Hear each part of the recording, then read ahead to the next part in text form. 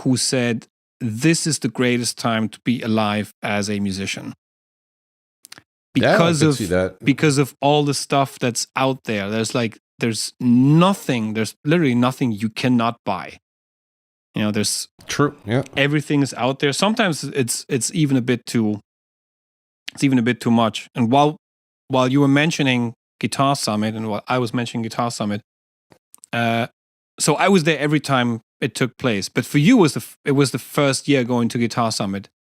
Yeah, exactly. How did you like it? I ended up actually really enjoying the experience. I was kind of afraid of going, to be honest, just because I'm not like super social. Like I talk a lot now, but whenever I'm in like a social setting, I tend to draw back and just listen to what people are saying. And if I feel comfortable, I'll intrude. And Guitar Summit really like took me by the cuff like this and went, like, wake up, buddy. You got to get to work. Because I'm walking around like I had my little GoPro with the stick and a microphone. And I'm just looking at gear and people are like, you have a YouTube channel? Yeah. Okay, let me tell you about my product. Okay, so I just went along, and then I started to ask questions. And by the end of that first day on the Friday, I was all over the place asking questions and handing out like business cards and stuff. Right. I was like, this is fun. Like I was having a blast. And from what I was told by some of the people that were there, they were like, this is the first year that Guitar Summit is so packed. Like the Saturday, the second day, they were like, it's insane. We've never seen it like that before. And I thought there was a lot of people on the Friday, but the Saturday was like elbow to elbow trying to get to the booths. It was, it was quite something. Yeah, I think, well, like traditionally, the Saturday was always the fullest day in terms of how many people were attending. But this year was obviously, it broke a record. And I think a lot of it has to do with the fact that it was the first like really like post-pandemic edition of the event. I mean, we had one in 2022, but people were still kind of unsure about, okay, do I get myself into a huge closed room with a couple of like 1,000 strangers where, well, back then all the restrictions were already gone, and you could still see people walking around with masks. I think this year I saw like 3 or 4 people running around with a mask, and that might be because they had preconditions or whatever, or they would be extra careful if they have someone. But yeah, I think post-pandemic, a lot of people are investing money into things to experience, like concerts, festivals, and these kind of events. So that's why I think it was like really packed. However, to be 100% transparent, to me, with the pedal business, it didn't do nothing for me at all. You're not the first person to say that. You're not the first person to say that, because I've spoken to other people and they were like, it seemed, and I don't want to like start a big discussion or get in trouble with this, but this is what I was told. Basically, like all the big companies were on the main floor. And all the smaller companies were on the sides or upstairs where most people are too tired to go at the end of the day, and it was kind of hot. So a lot of companies ended up not getting the same exposure as the bigger companies. Right. And I did see that. And it makes you wonder, like, for someone who invests money, like you're still traveling from Cologne, Germany down to Mannheim, and that's still what, like a 4-hour drive? No, at least like 3 hours, yeah. 3 hours, okay? So that's still an investment on your part. I've spoken to a gentleman that was out in Australia. He paid for himself, and he paid for a friend of his that was coming from, I think, the Philippines, and it cost him like $20,000 to get there. He brought guitars, the whole thing. You had to go through TSA, the whole checkup, and it did absolutely nothing for him. And he's like, I'm not going back. I'm not going there. This was my first and last time, because he was angry. Like, he was upstairs. He was in like the center on the 3rd floor where you had like the big doors. Yeah. And they were like, Okay, so he was up there and he was stuck in a corner, and he actually like grabbed my attention because I'm walking around with my little GoPro and I'm looking at stuff. And he's like, hey, here's a YouTuber. I'm like, yeah, I'm a YouTuber. He's like, okay, you want to see some stuff? I'm like, sure. And I was so saturated. Okay, this is like the Saturday. It's my last day there. I was so saturated with cool guitars. Like, it seemed like the only thing that attracted me at the end of the day was whatever had the most bling on it. Yeah. I was like a zombie, like, oh, okay, another guitar. Yeah, it's typical. Yeah. And on top of that, some people told me that there were not that many YouTubers at that event. Like, there were some, but not as many. Like, my channel is like super small, right? And I saw a couple other guys that had really small channels. And that's who was there this year. All the bigger ones that we're used to weren't doing that much promotion for Guitar Summit, and I was told that it's because Guitar Summit wasn't doing a whole lot of promotions for them.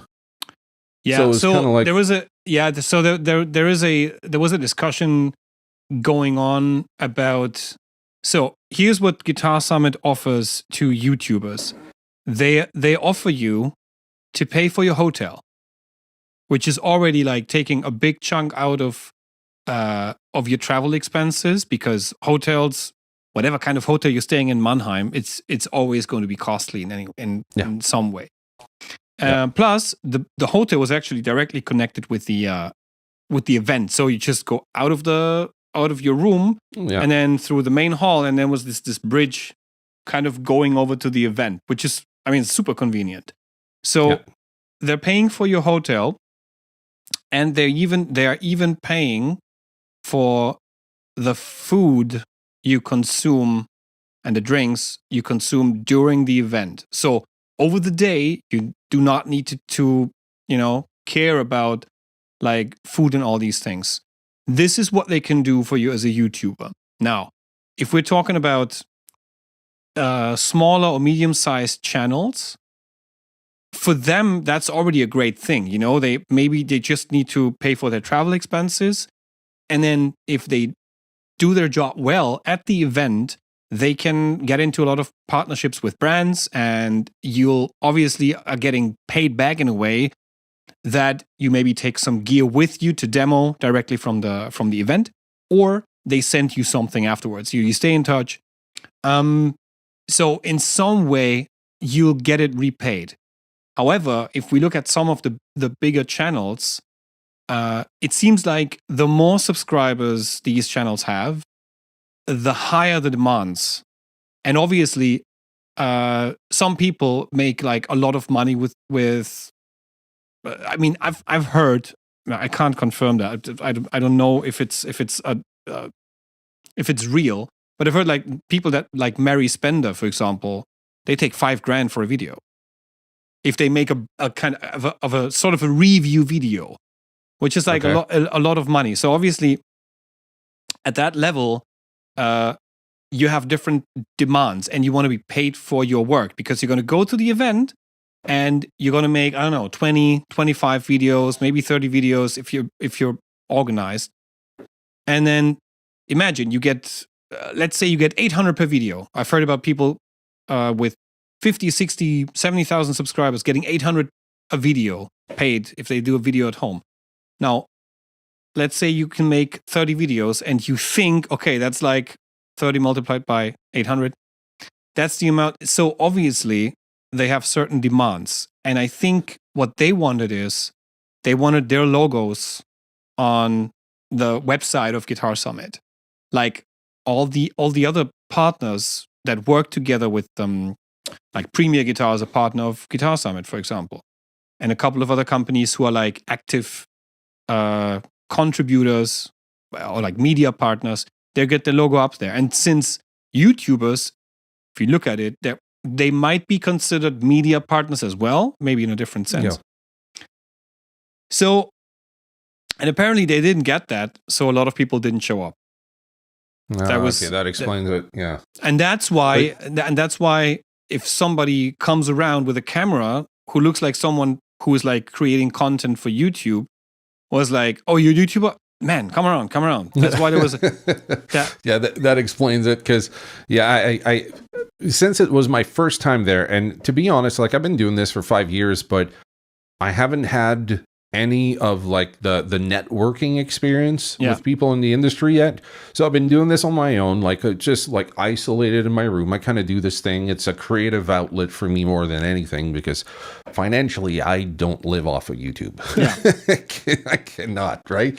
So when I went over there, I paid for the gas to go over there. I paid for the hotel room for my food, and I was just happy networking, right? Yeah. So my level of looking at this is probably very different than someone like Mary Spender, who has made a career. Like, she financially can live off of this, and she does have like the crowd to back it up, right? So in my mind, it's like she can afford to do this, and if people are willing to pay her for it, it's because they know her worth. It's awesome, but no one's going to pay me $5,000 for a video, because one, I don't have the audience, I don't have the same exposure I can give them. So I'm just happy to like network, get to know the people in the industry, and start there. And I think a lot of the companies that were there realized that aspect, like the people that are coming up. And I saw some other YouTubers that had like channels about the same size or even smaller, and they were happy. They were just happy to be there and film and have some fun, right? So it's bringing in maybe a different kind of flow to the experience, where you have the more independent channels coming in. And like, I saw that you had a few YouTube channels go up to you, and you were happy to talk with them and show them what you had.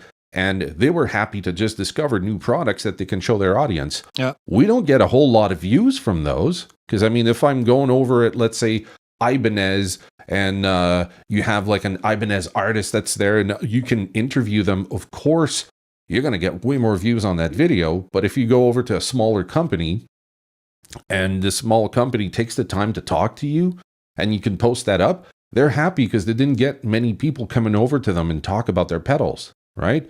And I think that's probably the benefit of having smaller channels going to the event. They don't cost anything, because most people were there from their pockets, right? They were paying to be there. So it's probably just like you're moving over some of the bigger guys who are living off of this, and perhaps Guitar Summit doesn't need those guys anymore. So that's why like everyone's kind of like, okay, well, you're not offering me what I want, I'm going to back out.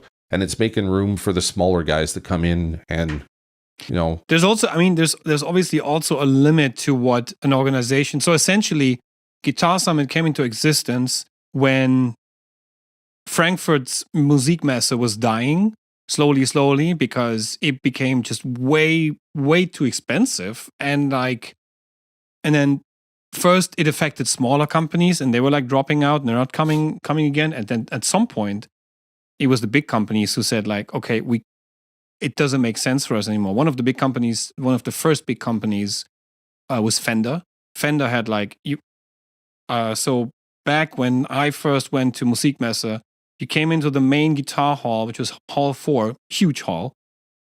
You got in there, and like the first thing you saw was like this castle Fender, you know, with a reception desk, and then God, like it was huge. And I've once heard that because they brought some master builders over so people could talk to them, and they brought like lots of people over. So I think I've heard that at some point, all the expenses for just doing Musikmesse went into like $250,000.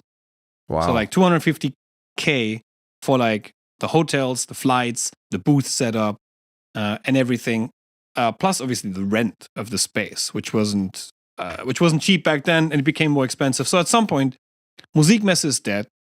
Nobody goes there anymore. You have NAMM, but NAMM is in the US, and it's super far away, and it's super expensive to participate as well. Yeah. And then you have all these smaller shows, but they have a lot of these have more or less local audiences, like the ones in the UK. Then there are 2 shows in Scandinavia where people go to. So at some point, Guitar and Bass, or German Guitar and Bass magazine, Gitarre und Bass, they were like, okay, we have to start something, you know, to come up with a show that takes place here that maybe starts with local audiences, but we can attract more international audiences at some point. So in 2017, they did that for the first time. And although it was well received, it was still like kind of small. They were just starting out, but it grew and grew and grew and grew.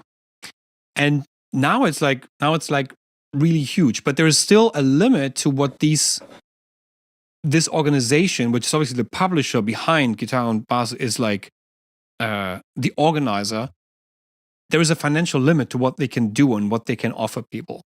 So, oh yeah, absolutely. Yeah. And since the hotel next to it and the Rosengarten, which is the center, the venue, are connected, they obviously get a better rate for all these things. And